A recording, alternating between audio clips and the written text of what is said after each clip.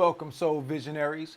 I am your host, Sherrod Cohen, and you are now entering the Soul Vision Powercast, a place where we keep it unfiltered and raw. We discuss anything from porn to politics, even things you may have heard or saw. Today, we're going to talk about why are so many people so damn hypersensitive in a society filled with violence, passive-aggressive behavior, and a lack of compassion, especially towards black men.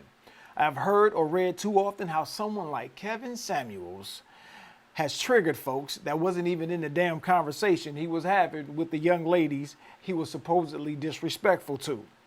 But they say, hit dogs do holler. So what we're going to do is help these folks out by giving them 13 strategies to deal with their emotional triggers. Let's kick it. Today we're going to talk about emotional triggers. We have 13 strategies to help folks deal with their emotional triggers. Just listening to other folks trigger them. So what is a trigger?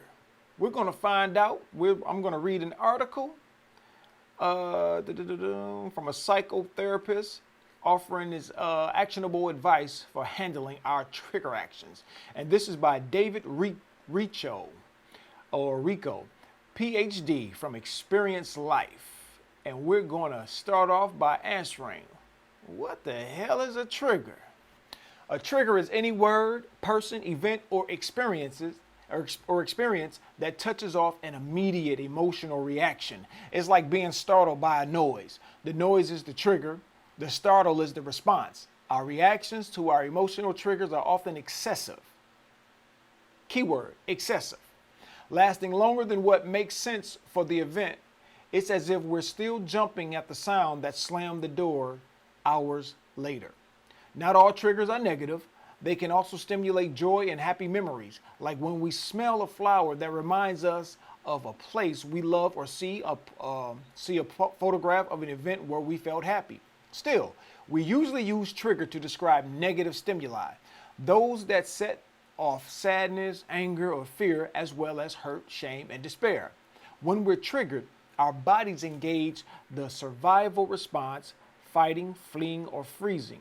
Our hearts might race, we break into a cold sweat, and we go cold. The sympathetic nervous system is activated to save us from perceived harm. Yet, we often flee too fast, fight too hard, freeze too long.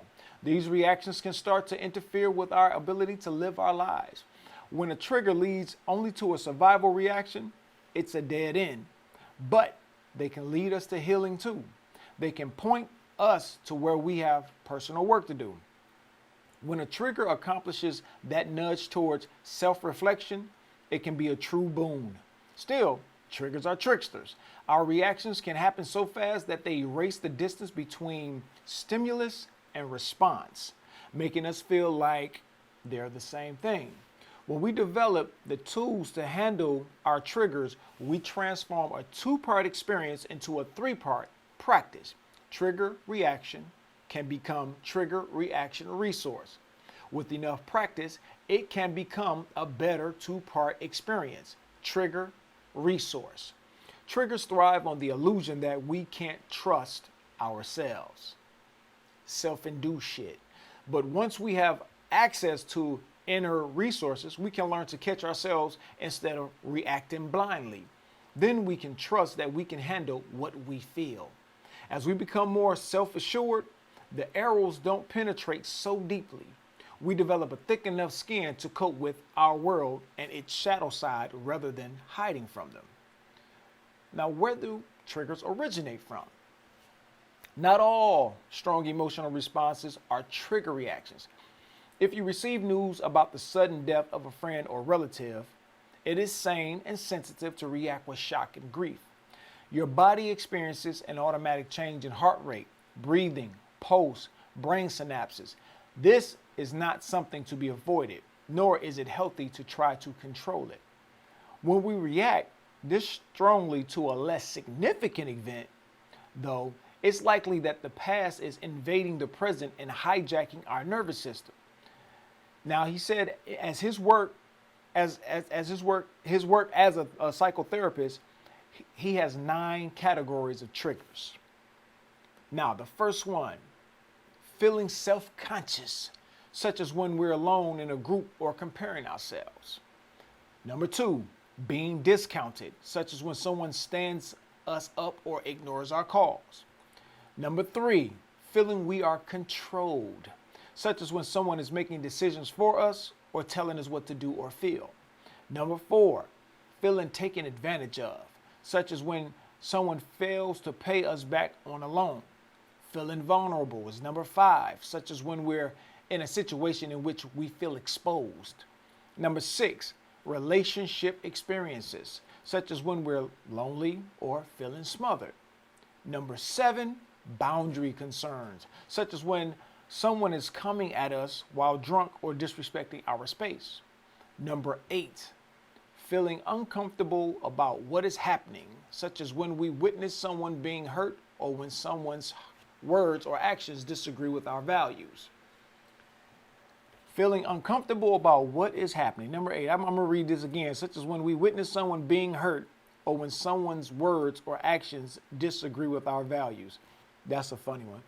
And it's funny to me because a lot of folks that seemingly get triggered by folks' words or to them or to someone else are the very same people who they themselves have their passive aggressive behaviors towards others.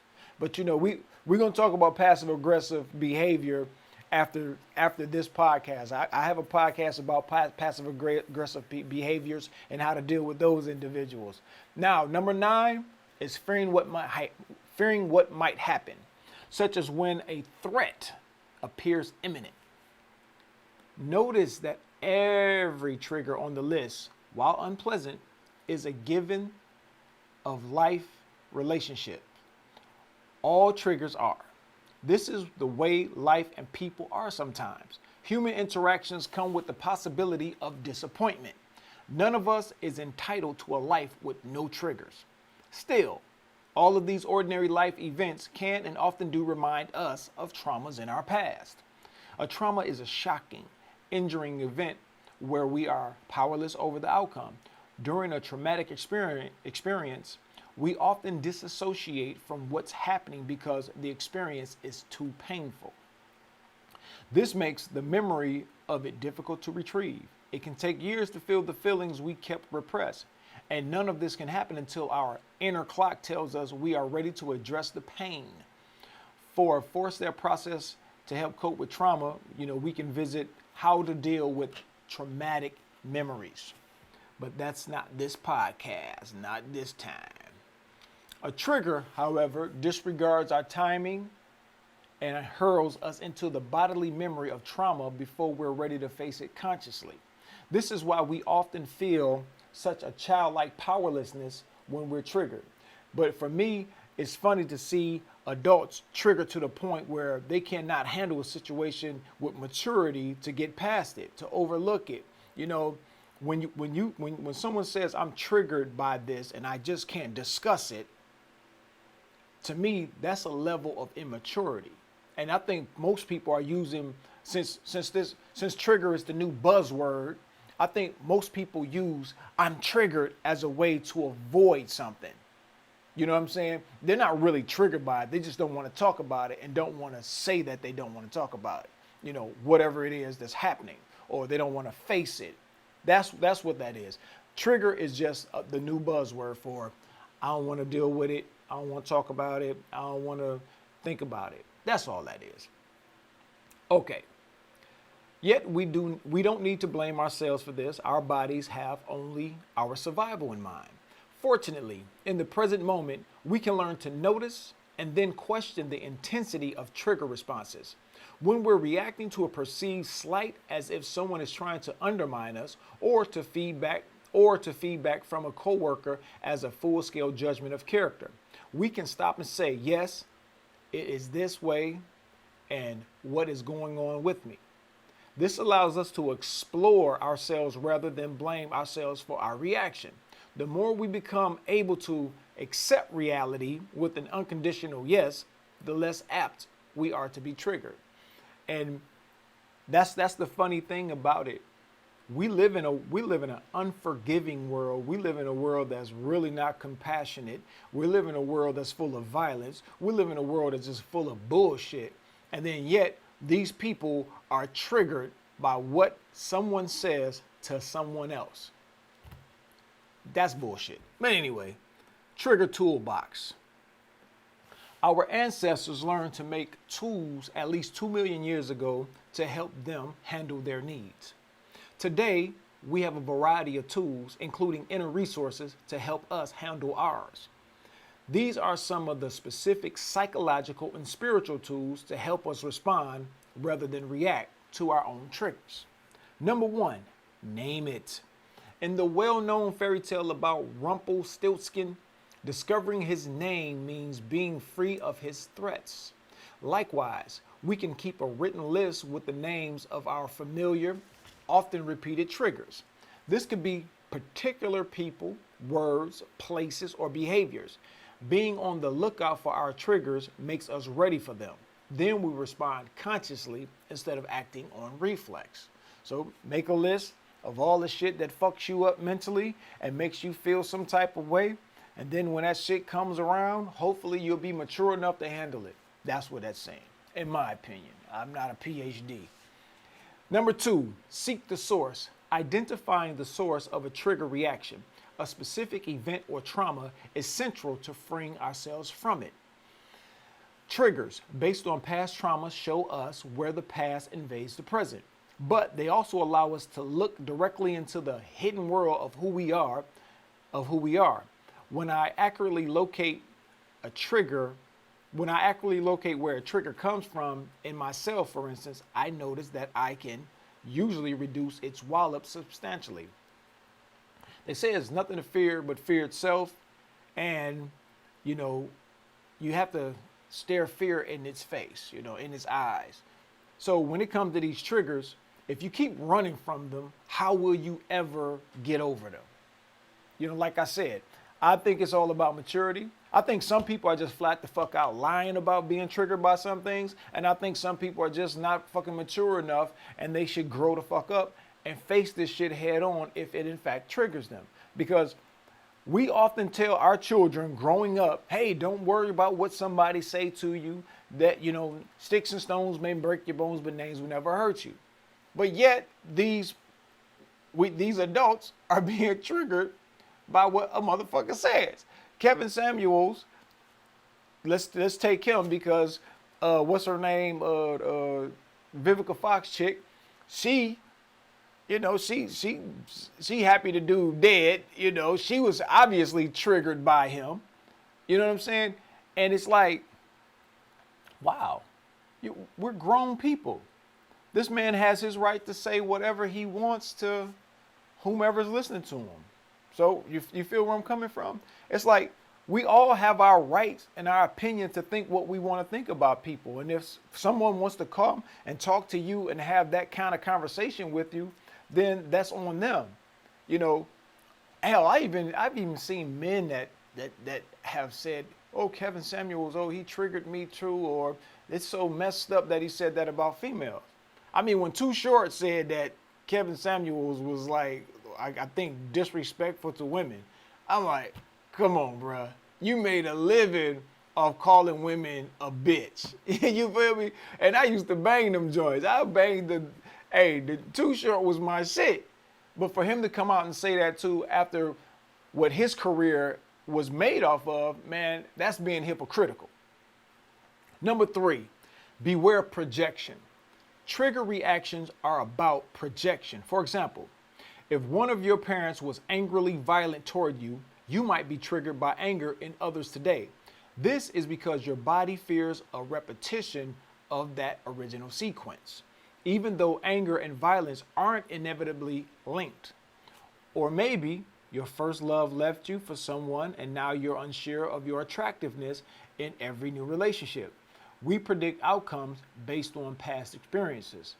While it is always possible that anger will lead to violence or your new love interest will fall for someone else, that would be a coincidence, not a given. Most important, when we make our reaction all about other people, it leaves us powerless. Let me read that again, because what you're doing, a lot of this shit is self-induced. So it says, while it's possible, my bad. Most important, when we make our reaction all about other people, it leaves us powerless. I'm gonna repeat that one more time for the people way in the back that's talking, they can't hear shit. Most important, when we make our reaction all about other people, it leaves us powerless because we can't change them. We can't change them. People have a right to think what the fuck they want to think, and oftentimes say what they want to say. You can't stop that. You have to put your big girl panties on, your big boy drawers on, and venture out into this world and handle this shit. When we take ownership of our reactions, we take a step toward healing and letting go of the original injury. Now, number 4. Notice hyper arousal signs. When we're triggered, cortisol and adrenaline course through us, so we might feel fragile, disorganized, and disoriented. We're unable to self-regulate in that moment. So the first order of business is to focus on calming ourselves down. Take a deep breath. Close your eyes. Imagine something that soothes you, something that's pleasant to you. Imagine the person, place, or thing that brings you calmness, that brings you peace, right? To do this, have some favorite relaxation techniques at the ready. Take a deep breath. Go for a quick walk around the block. Head to the bathroom and splash your face with cold water. Do anything that will help bring you back to the present moment. It's all about now. It's a good book, The Power of Now by Eckhart Tolle. Go read it. I'm telling you, it's a great read. Number 5, don't fight the inner voice. If you're being triggered by an inner critic, don't reply with an opposing opinion. That reaction will only start an argument with a force whose sole training and mission is to put you down. Instead, try using the inner critic's voice as a bell announcing it's time for a break. It can remind you to deploy a self-care practice like an affirmation. I trust myself to do the best I can. This also works when you're starting to obsess over a worry. I trust myself to handle whatever happens. Then these inner voices can become tools to help us evolve. And see, that's the thing. When you're teaching people to embrace the things that they're in control of, right? That's how you can empower somebody. Not by telling them they're not responsible for the way they feel. A lot of times the way you feel is a choice. You have to be held accountable for that self-induced feeling that you have a lot of times. A lot of times, what was funny to me, a lot of times when I talk to people about the whole average shit, and that's what trips me out. A lot of people are tripping out about being called average, of this and that and the other, or that whole situation. And why would you let one person tell you, and that wasn't really talking to you specifically, why would you let him tear you down off some shit that is probably not true to the bulk of many people that see you?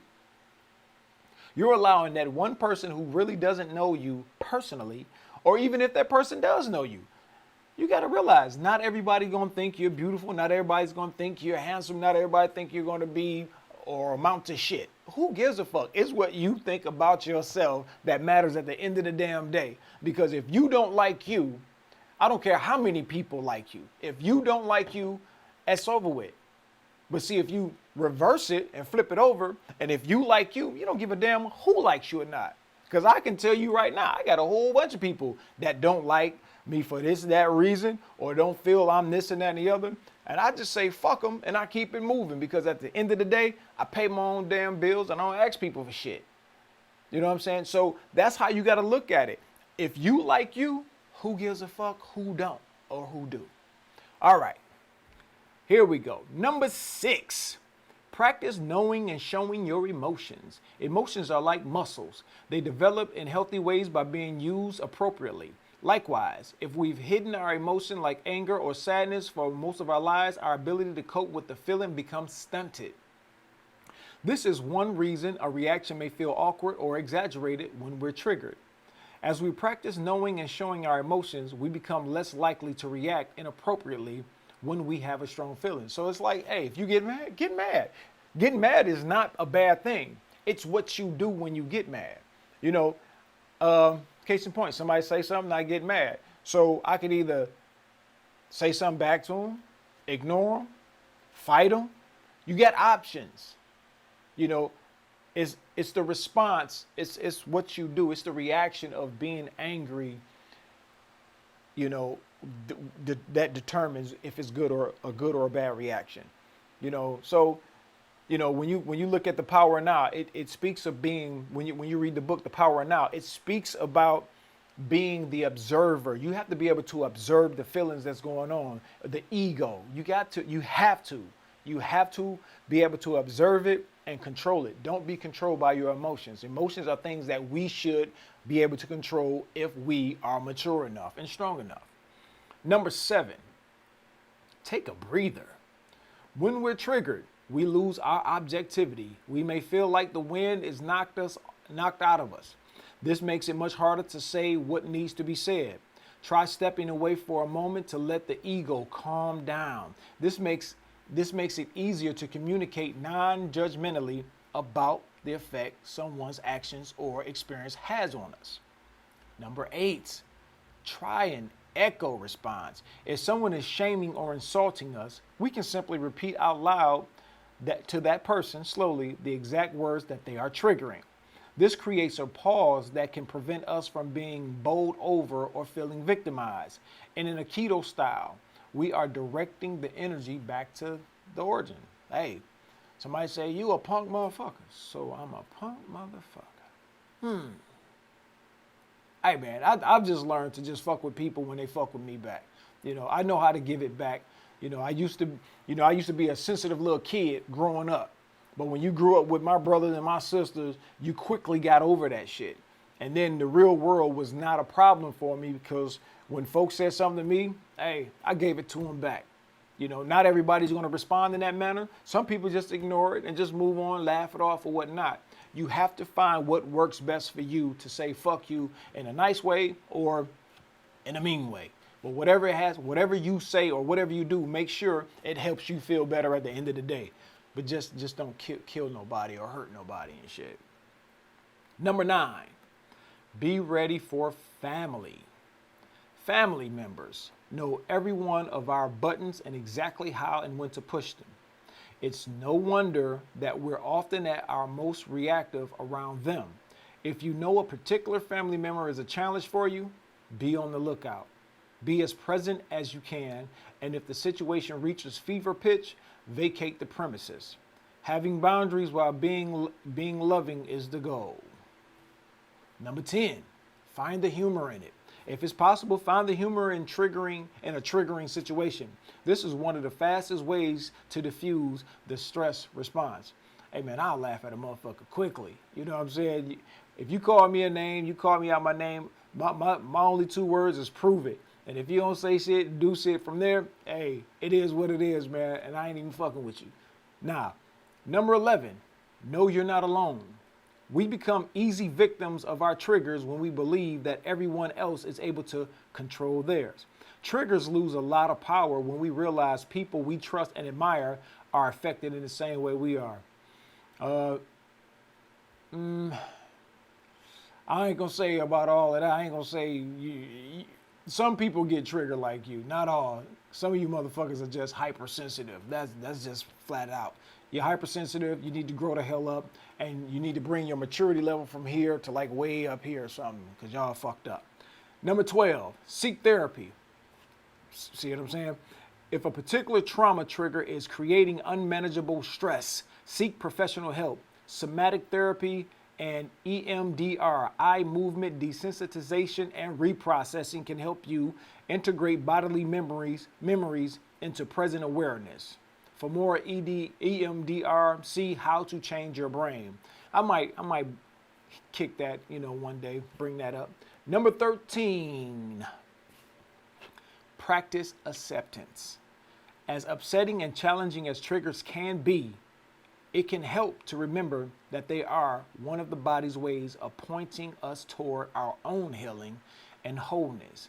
And every one of us has them. Similar triggers happen to all of us. They are simply part of life. A practice of accepting what we cannot change, knowing that people will say or do things that set us off, for instance, is a way to be kind to ourselves. We don't have to accept abuse, but we can learn to take in stride that triggering events will happen. Our attitude of yes toward that fact goes a long way toward reducing the power that triggers have over us and regaining our ability to be consciously, calmly ourselves. This was an article by by David Rico, PhD. He's a psychotherapist, teacher, and writer. And this article is adapted from Triggers, How We Can Stop Reacting and Start Healing, 2019 article.